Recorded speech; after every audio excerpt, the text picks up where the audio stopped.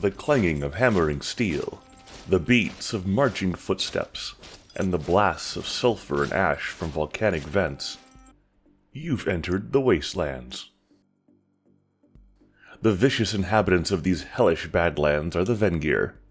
Bloodlust, militarism, and death made manifest. If the Wastelands don't kill you, the Vengear sure will.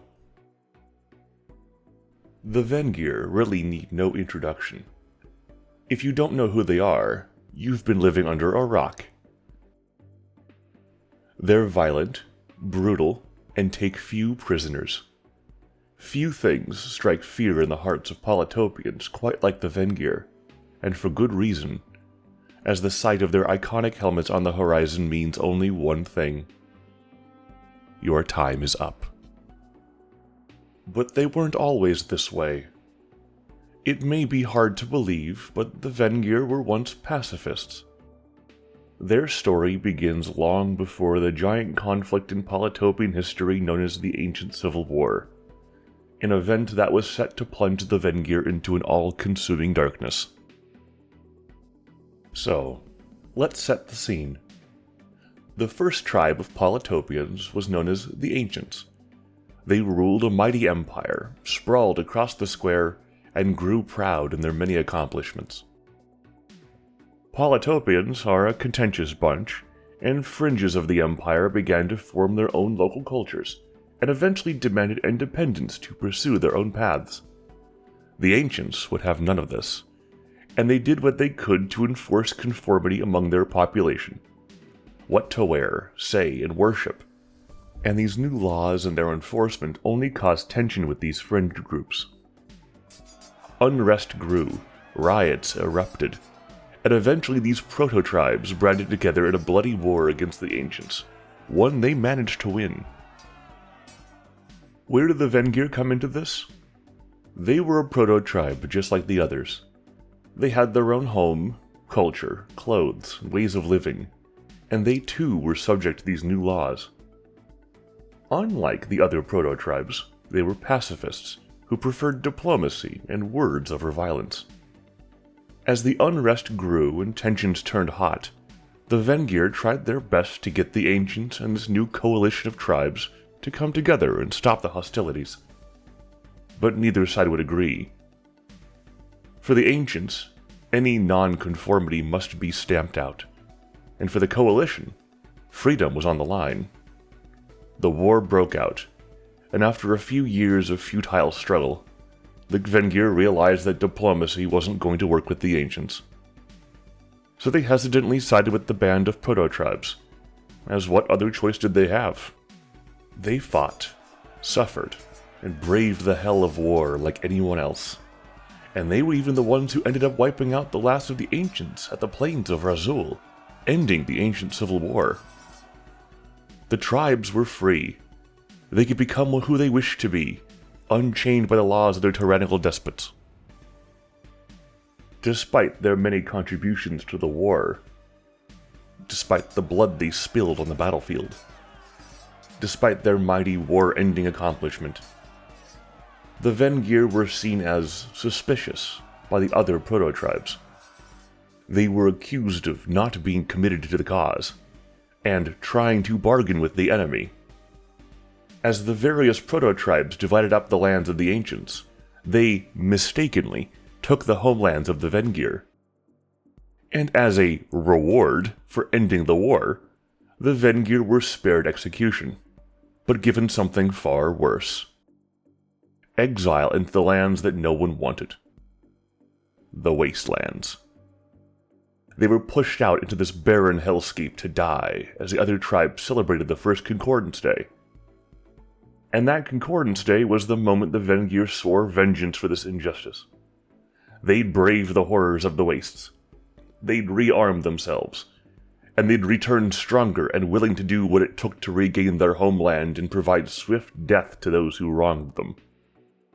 Their days of pacifism were behind them now, and this was the start of their descent into rage and pain. At least, that's the commonly understood narrative by Polytopian historians. Zabasi scholars believe that the Vengear were once led by and named after a controversial religious figure known as Vengo. Imperious scholars believe that there was a failed riot after the war by the Vengear, which led to their banishment. And the various other tribes all have their own little beliefs around what may have happened and contributed to the tragic story. Still, all that really matters now is the fact that the exile to the Wastelands and search for revenge has functioned as the focal point of the entire Vengirian culture. As you've noticed, proto-tribes like the Aslem, Warkani, and the Garnok, and the others don't exist anymore, as they migrated and split, becoming the tribes you see today over time. But the Vengear have used their shared pain and rage to maintain the longest and oldest continuous culture on the square. As stated, the core aspect of Vengirian culture is the tragic and ultimately undeserved exile of their people to the barren wastes.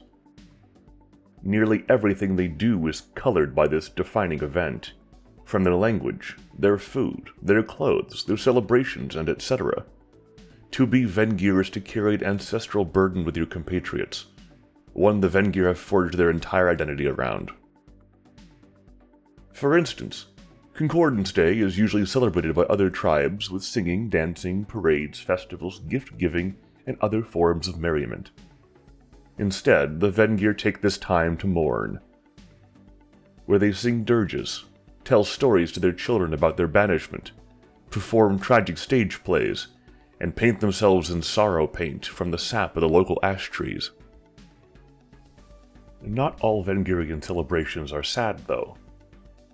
In line with their focus on warfare, the Vengear celebrate the Festival of Death, where they honor the souls of their fallen, often by praying and sending offerings to their patron deity BersGor, the god of blood, and wearing the masks carved from the skulls of their deceased friends and family. The largest of these celebrations is at the Vengirian Gate of Power, which they believe souls pass through on their way to Thdkrkr, their version of the underworld. Outside of a handful of celebrations, most Vengear are usually busy on the warfront. Children are taught how to hold a sword and the ways of warfare soon after they're hatched. Every Vengear child is given a story of fear and hate, which they carry with them until they die, motivating the brutal fury against their enemies. While very rare, there have been instances of Vengear soldiers questioning their indoctrination after witnessing the horrors of battle, leading them to surrender or flee. Of course, it shouldn't be much of a surprise to imagine how the Vengear treat deserters. Politically, the Vengear operate on a principle of might makes right. The positions of town leaders, generals, and even the monarch themselves are all determined through duel-based combat, where the strongest Vengear rise the ranks by challenging the incumbents. While the monarch, who is more of a despotic dictator than royalty, is the highest position in Vengear society, the next highest is blacksmith. The constant need for weapons and armor has transformed the Vengear into master metallurgists, and blacksmiths and other metalworkers are held in the highest esteem. There's also that bit about the Vengear celebrating Pinky Day, where they came to Earth and held Mijiwan hostage, but that's a story for a different day. The Vengear live in what's affectionately known as the Wastelands, a rocky, barren, soot-covered landscape that easily devours the unprepared. The fauna is hostile, the flora is scarce, and the land is aggressively bathed in dust from local volcanic activity. But despite the deck being stacked against them, the Vengear have managed to carve out a flourishing society amongst the crags and craters. The core of most Vengirian cuisine is the Thxando shroom, a toxic fungus that manages to grow here. Many ancient Vengear lost their lives as they tried to figure out how to eat one of the very few organisms native to the wastes. But after much experimentation, it was discovered that the toxins can be neutralized through a few rounds of boiling and draining the mushrooms in seawater. The excess water can be condensed and used as dye, which you often see adorning the roofs of Vengirian buildings. Outside of a few lichens, The only other plant native to the region is the ash tree, which appears dead at first glance.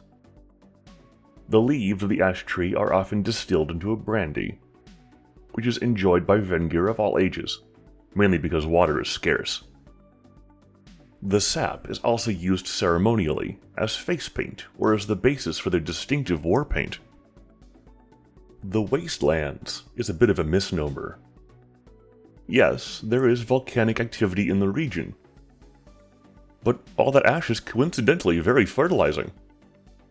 The Vengear don't know it, but if they stopped and really pondered what the land could be, they'd realize that with some irrigation, imported crops, and care, would make the Wastelands a lush farmland with a beautiful abundance that would make the Zabasi jealous. Too bad they're more focused on making swords, not plowshares. Since the Vengear aren't known for farming, most of the plants they eat are taken from the other tribes during raids, and pillaged goods make up a significant amount of their diet. One of the very few animals just as hardy as the Vengear is the Rhino-Pig, a large, striped beast known to prey on whatever it can find. Normally, Rhino-Pigs are an ashen gray color, which helps them blend into the landscape. But the Vengear have learned that force-feeding them Thxando shrooms will turn them into their iconic purple color, if they survive the toxins. The Vengear only want the strongest of mounts, so the purple coloring is considered a sign the Rhino-Pig is fit for war, and the ones that fail are used as food. Rhino-Pigs are often found naturally among the ash tree forests, but the Vengear have set up the Thdkrkr boneyards as a place for their citizens to get a better understanding of this majestic creature. This tourist spot functions not only as a Rhino-Pig preserve where guests could feed the animals, but also as a breeding ground, so the Vengear can always have enough mounts for their cavalry. Despite their threatening visages and terrible smell, Rhino-Pigs are loving and loyal mounts, and they enjoy being ridden into battle, for whatever reason.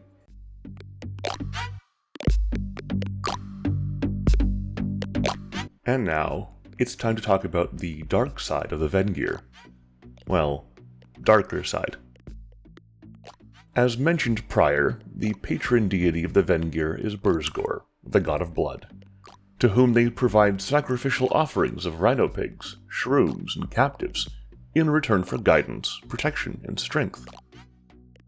Although, some Vengear don't think that their kin are doing enough in the fight for retribution, and have decided to give BersGor their most sacred possession: their own flesh, in exchange for the power to do what must be done. The cultists of BersGor have shrugged off the last traces of their Polytopia to become skeletons magically animated through the power of their god. Despite the stigma around their fanaticism, the cultists regularly sway more disenfranchised converts from the Vengirian population with great success. And once these recruits have joined the cult, they are subjected to the painful and gruesome Thdkrkr Ritual at consecrated sites, where their skin and muscle slough off their bodies, leaving only their bones and untapped zealotry. What do the mainline Vengear think about these cultists? Overall, it's a combination of pity, sympathy, and fear. The Vengear don't want to necessarily wipe out all the other tribes. Just get them to pay for their ancient sins as they retake their homeland. And they wonder if the cultists really have what's best for their culture in mind. The cultists, on the other hand, see themselves as saviors to their weaker kin, hoping their valor in the widespread genocide of the other tribes inspires more Vengear to perform the ritual and lend aid to the endless crusade.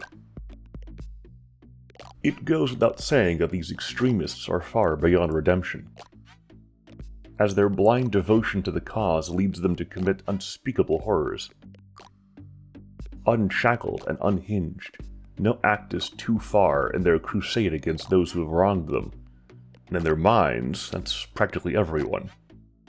But despite the grim atmosphere cultivated by the cultists, they can't outrun the simple fact that their skeletal appearances are often regarded as comical or goofy by the other Polytopian tribes. If it weren't for their threats backed by sharp swords and unchained fervor, the cultists would have probably been the laughingstock of the square, shamed into oblivion for their stupidity in the name of their quest. This constant ridicule only fuels the fires and further justifies their war against all non-Vengear. The cultists are not known to only perform the ritual themselves, but extend the scalification to their often unwilling Rhino-Pig mounts. Even though they may be magically animated skeletons, they can still be mangled beyond repair, losing their connection to BersGor if they sustain too much damage. Cultists honor their fallen by grinding their bones into a dye that's used to paint roofs, shawls, and armor. Since they don't exactly have vital organs anymore, the cultists eschew normal armor, and instead opt for large, spiked shoulder pads, which can be used as a weapon. They also prefer rounded shields affixed with a giant spike, instead of the normal shields sported by other tribes. Lastly, cloaked agents usually require some level of stealthiness and overall inconspicuousness if they're going to incite a revolt. But that's a bit different if you're a living skeleton. So, to hide their unnatural form, cultist cloaks don a large sheet with eye holes, which works in their favor, as the mystery only attracts curious Polytopians who could be swayed into rebellious dissenters and converted to new skeletal devots. That's the story of the Vengear, a civilization defined by hurt, loss, and rage. Who knows if they'll ever be able to reconcile with the rest of their kind. But until then, they'll fight for eternity. Remember, may your swords be sharp, your mushrooms edible, and your bones clean.